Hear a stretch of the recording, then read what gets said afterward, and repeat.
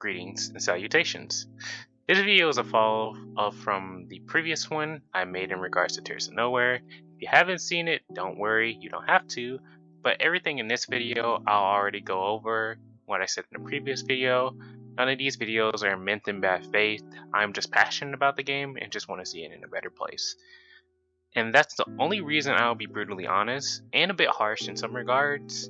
I'll structure the video in segments with time windows. We're going to address a few things such as game development, balancing, general direction, and for the end of the video, I'll just be responding to some things that people had to say, mostly in one comment that was left on the YouTube video as I'm writing this.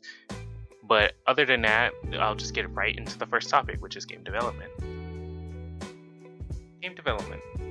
To start off, by any means, I am no game developer myself, and I will never act like I know more than someone who has been working on them for X amount of time. It's a hefty task to create a game, and trying to minimize the amount of problems is no easy feat. I will say one thing will always come up regardless if you're game developing, creating art, music, or whatever, that challenges will come up constantly. And what challenges does Tears of Nowhere have currently? Well, one of those biggest challenges is its coding. Every game has it, and this is what makes games function, honestly, in my opinion. But that is no secret.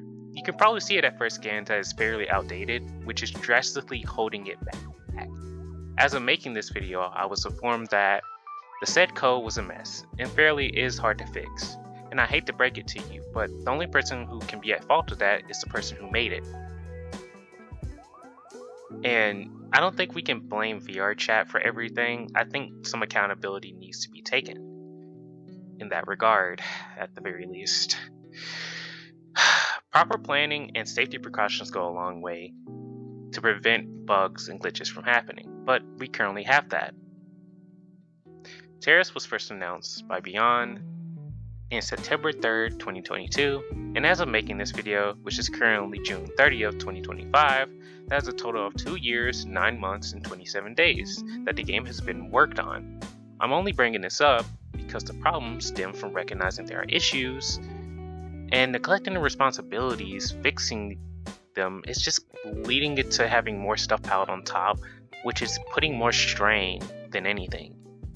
Over time, these issues can continue to build up, making it more difficult to work with, and to my understanding, 2 years is a lot, and having 174 different terrors in the game is a lot as well, not even counting the variants and the 8 pages only terrors. With that many characters in the game, I can't help but feel like that is a lot of work to handle, and frankly, it's okay if it's too much to handle. But the game has a lot of bloat of terrors that makes it difficult to pinpoint problems effectively. If there was less terrors to work with, it helps greatly with development. I would have preferred if they played it safely in regards to adding anything, because the same way how fixing bugs can cause more bugs and glitches, the same can be said about adding additional content as well. There is something major I do want to address. I know Beyond has tried to stop cheaters, and it kind of works, but I think the best thing as a community, we should just kick them out of lobbies if you see someone cheating. And the anti-cheat has kind of been working against the players rather than helping them, because frequently the game tends to script kill players who are not actually cheating, and it interferes with a lot of the gameplay, and many times it just feels really miserable to deal with. And I feel like it should be removed, because honestly at this point cheaters do still roam around with OVR and every other thing, but the game anti-cheat system is not good enough to even stop something like that. But for the most part, script killing is what I'm just mostly referring to. The AFK monster and maybe the flying one is pretty alright, but it hasn't killed too many people, so I won't be bringing it up. But I will go on to the balancing. So we're on to balancing now. In terms of balancing, at its current state, it's not in the best of spots for terrorists right now. And the items that are currently in the game is there's something at the very least. Hey little guy. VR chat has limitations, and Well, the limitation between players in a video game setting, since this is mostly a social platform, whether it's Terrorist, Murder 4, Gigas, Freeze Tag, and many other games on VR chat. So they're gonna not work as well as they would in other games and platforms, so that can be understandable from everyone's point of view. When I first started playing Terrorist, though, this was around the time when Old Man and Regular Squidward was a thing, and Franklin the game at first was kind of bumpy, but no one picks up a game instantly and just know how everything works. So it took me some getting around to and, actually learning what I can and cannot do in order for my best chances of winning. And as I'm currently stating this, there are 134 normal terrors, and honestly, recognizing their gameplay is very simple and easy to deal with, but also I realized that they discourage other ways of engaging with the game. And there are a ton, and I mean a ton of them. That wasn't a pun, by the way. And the majority of them are kind of straightforward, and outright most of them are kind of fast and usually one shot, or just really hard to get away from if you don't have speed. And that's what I meant by meta. And if you don't know what I mean by that, usually majority of the items that you probably won as a player was won because other people helped you. You didn't do that on your own. You did it just by sitting in a corner and everyone else did the hard lifting. And usually what everyone does the hard lifting with is Emerald Coil, because that is the best thing in the game right now. And if you think otherwise, then I'm sorry to say, and no mean to be rude, but you're an idiot. Just outright you're an idiot, because you can't really deny that at any given point. There are other items in the game you try to have fun with, whether it's healing, supportive, utility, or gimmick/RNG items, which you would never really frame because they're not really good unless you're like a masochist. Then enjoy dying, I guess, because you're not going to live many rounds. You're mostly going to watch your friends be playing. So if I want to be in the round longer or survive them more, I would need to bring speed to gain SP, to gain EPH or a Kefalin, and to maybe even earn my own items if you have Emerald Coil at that point. It's no secret that in most cases winning hard rounds is just other people carrying you to achieve your goals rather than you putting in the own work yourself. And I think people find enjoyment in seeing special rounds more often because usually there is a lot more to do rather than sitting off to the side while someone else loops in a circle of Demented SpongeBob, or maybe just Torin or something else. It kind of gets boring because there's 20 other people or 16 people depending on what type of lobby you're in, and usually majority of them are just having a natural chat you would in any other VR chat world, so they're not really able to engage with the game as much. There would be occasionally people that are trying to stun, but usually you're kind of discouraged to do that because you might get other people killed, and people don't get really happy when someone else ends up killing the entire lobby and a lot of different round types, especially when they're trying to grind for something. It doesn't matter what, but we do still need to remain considerate when, playing with others. That sounded really wrong, but you know what I meant. There are other things within the game, such as the buffs and debuffs. Like the biggest one, I still don't understand it, but for what it amounts to, it's kind of nothing, which is item variants. A decent amount of them are kind of useless, and I just don't understand the point of them even being in the game. And one of the biggest ones that I find that was a huge oversight was Midnight Corkscrew, which was the Destroyer Coil. It does not justify how hard it is to get that item, because you need to get extremely lucky and be able to have people help you too as well, because usually alternates are pretty hard to deal with. But getting the item only gives you Iron Skin, and Iron Skin does not work in majority of cases. So You basically just got an item that you will most likely never use, and the regular version is still better than its variant, which is so tremendously bad in design. I don't know how you can just try to defend it. You can try, but you will look really crazy trying to do so. But that's only one case. There are many other cases. I'm not going to mention every item. Maybe that will be saved for a tier list. But for this purpose, those items are typically avoided because they don't do anything. And they are very, very poorly thought out. And that's all I have to say for that. Same thing with some terror designs. Why were some terrors added and kind of copied and pasted when they didn't really need to be added at all? When I mean by bloat, that is what I mean. You can kind of look at the roster and tell what terrors kind of literally resemble each other in some aspects, and see how they kind of have the same gameplay. So less is more, and the game would be a lot more optimized if that was the case. But let me go on to general directions so you can understand a little bit more on why I was talking about the balancing in its issues a bit.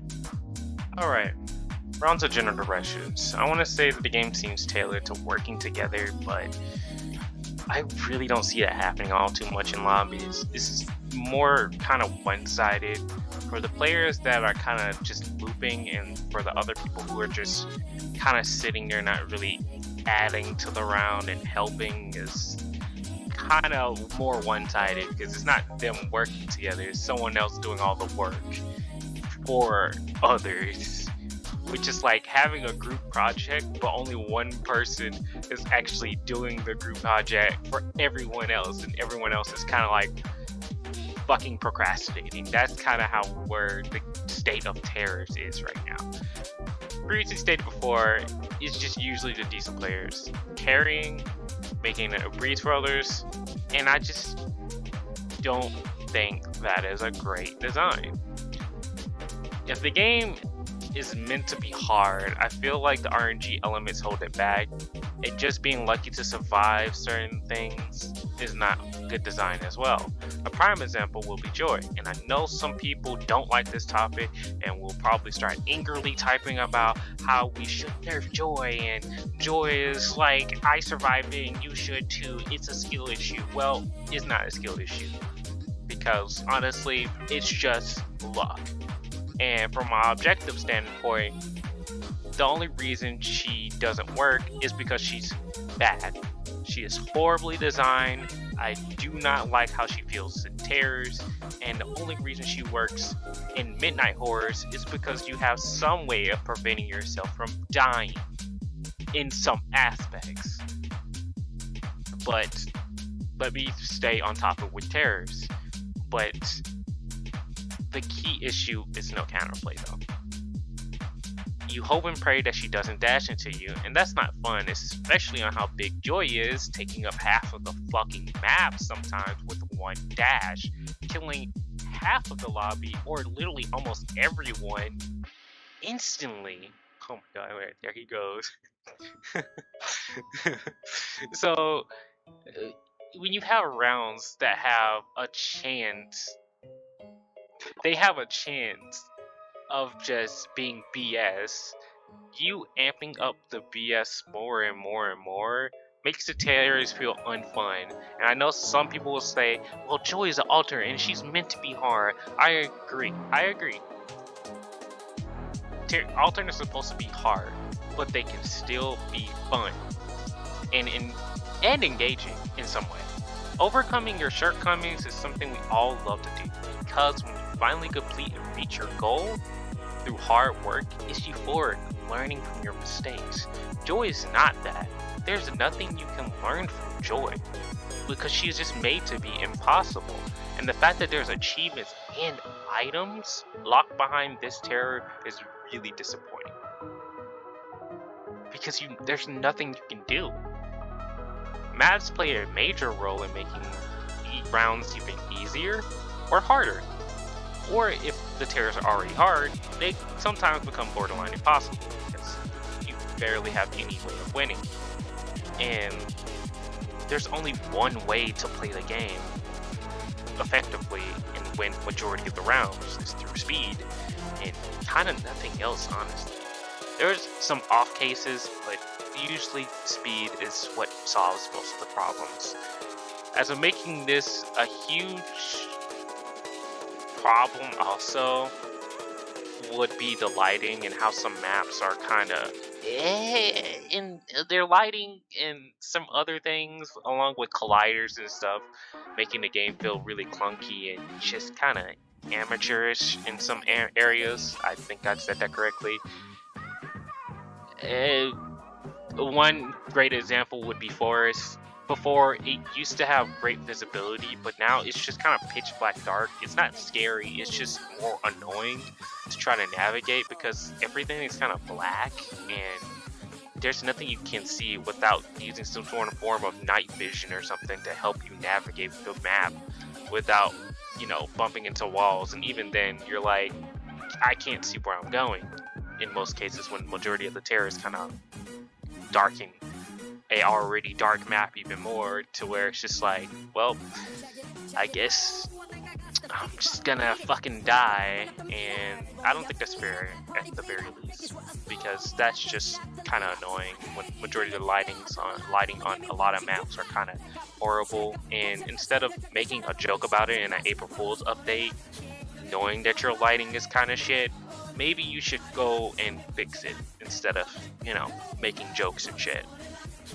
That was more directed towards Beyond during the April Fool's update, making a joke about engine being so dark and knowing that it's really dark instead of just, you know, adding some type of visibility even though there's literal torches on the fucking wall. But you know what, that's none of my business, and I'll just close off the video with some ending thoughts and to reply to a specific comment that was left on the previous video. So get ready for that. Frankly, this comment from Miku-chan Animation is just a doozy, and I wanted to talk about it. And I think this really encompasses the people who like to shield out for Beyond, but let me just go into it because this rubbed me the wrong way. So the same energy you applied in this comment, the same energy I'm gonna give you back. So this is actually me being petty, and this is what the first comment says. So it's like you being petty about saying not to support Beyond. I'm saying not to support someone who is actually neglecting the game, and he recently added a Patreon tier for Tears of Nowhere, and it was annoying, to see that somewhat of a mechanic or somewhat of a feature that got removed kind of somewhat got added back through a Patreon tier that you have to pay. And this also applies to your other comment, which I will get to, and it just feels so lazy because afterwards the game didn't really get any bug changes, and that's what the problem is. In this video, I did say the last update we ever got was in February. That was a major bug fix, which I am still appreciative of. But until then, up to now, we actually got another fix for some stuff, but it took almost like 4 months for us to get some more bug fixes. That's 4 whole months of people actively subscribe to the Patreon, and we had to deal with a lot of bullshit, but you wouldn't know that. But let me continue on with the rest of the comment. Number 2, TOA is already over. It pushes the limits of VRC. There aren't any forms of updates planned other than bug fixes that happen on occasion, like what was released yesterday as of writing. Okay, I didn't say anything about adding anything because I don't care about any additions of terrors or nothing. I actually want stuff possibly removed or fixed. That was the whole point of this video. Clearly you did not watch it all the way, and you kind of just went ahead and just wrote this comment because I couldn't talk badly about your fucking shield daddy, so you know, whatever. Number 3, talking about the meta of Terrors of Nowhere implies how much you play yourself. Maybe take a break, or better yet, play to have fun. Yes, there is stuff stopping you from using Emerald, and it's called having fun. Everyone knows that Emerald is one of the best items in the game, and a lot of people strive to get it because it helps them be able to survive more. And until then, they need other people's help. That is, using that item actively to win moons and hard rounds. If you don't have it, you have a harder chance of winning because not everyone is good at the game. Not everyone is going to be an expert at playing Terrors of Nowhere, and I can completely understand that. But you wouldn't know that because obviously you've never actually played the game. Actually, I was actually informed that you are a tester. That would make a lot of sense. But I'm going to talk about that at the end of this though. So let's continue on. Number 4, a good majority of the video feels like you turn on recording and start talking out of your ass with what came to mind. Actually, I'm gonna be for real. You're half right about that. You're only half right. But this video was mostly had positive things said about it, and a lot of people do agree with my grievances and gripes with the game. But you are one of those people who don't like what I said, obviously. Because even though you barely play the game yourself, you still feel the need to weigh in on such a rude comment. But oh well. 5. The whole point of Unbound is supposedly be silly combinations and terrorists. People suggested prime example with the end of the world and angels. Yes, they were Patreon suggested, but you wouldn't know that because you admitted yourself you weren't a patron. I'm not a patron at the time because I know how to cancel my subscription, idiot. That's the whole fucking point of subscription. You can cancel it or you can't. I only subscribed to it twice and not anymore because there's no point of subscribing to a Patreon when I'm literally actively dealing with constant issues with the game and the game not functioning correctly. Beyond only has 2 worlds that are actively used by many people in the community, Bust of Nowhere and Terrors of Nowhere. If people want to support him creating things, I think he should probably maintain those 2 worlds that people play the most, you know? The things that the Patreon is supporting. That's how Patreon worlds work, you know? That's all I'm saying. So people like Estinio or Jar or whatever, they have rewards in their world. People like subscribing to the Patreon for those rewards. It's not really that hard of a concept. And even then, yeah, there are some silly combinations within the Unbound rounds. I was talking about the ones that were entirely boring and lazily put into the game without actually thinking about it.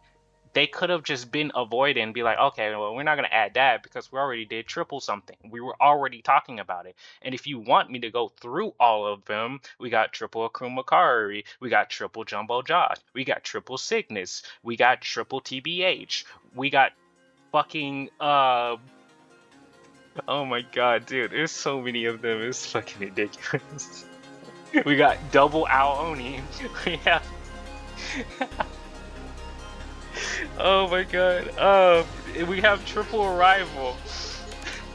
And I can just keep going on and on. We got triple almost a lot of the same terror, and it just gets old, okay? Unbound rounds are supposed to be fun, but when you put 3 of the same boring terrors in the same round, the solution to beating them is to do the exact same thing you do with only 1 on the field. One person takes all 3 of them and just loop them in a circle.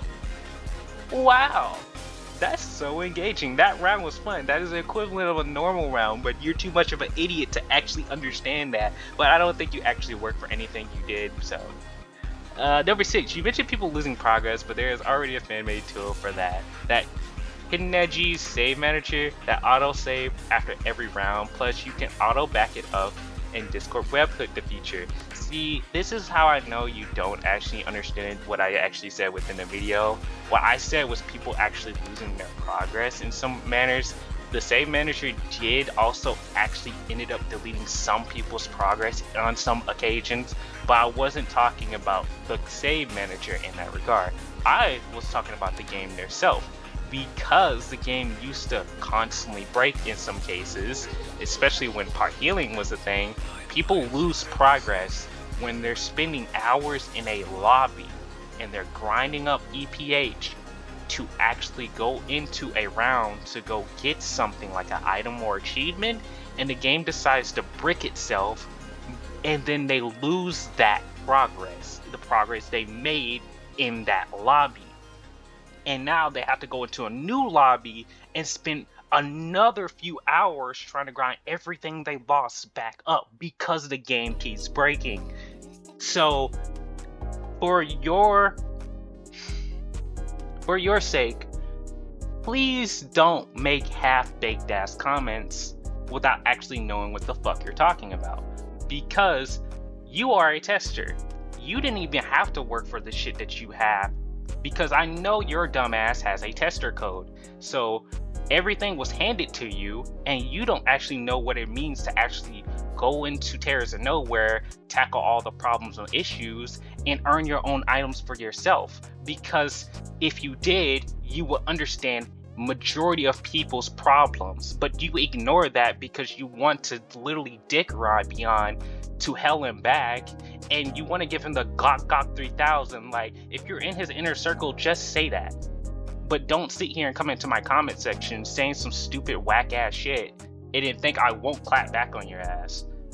So go back into hiding wherever you were and have a nice day. But for the rest of you though, I won't be like talking about everyone else's comments. I know some people did think that I was like kind of somewhat being a little bit harsh in some areas, and the Patreon thing did come up again, but here it was just said very rudely.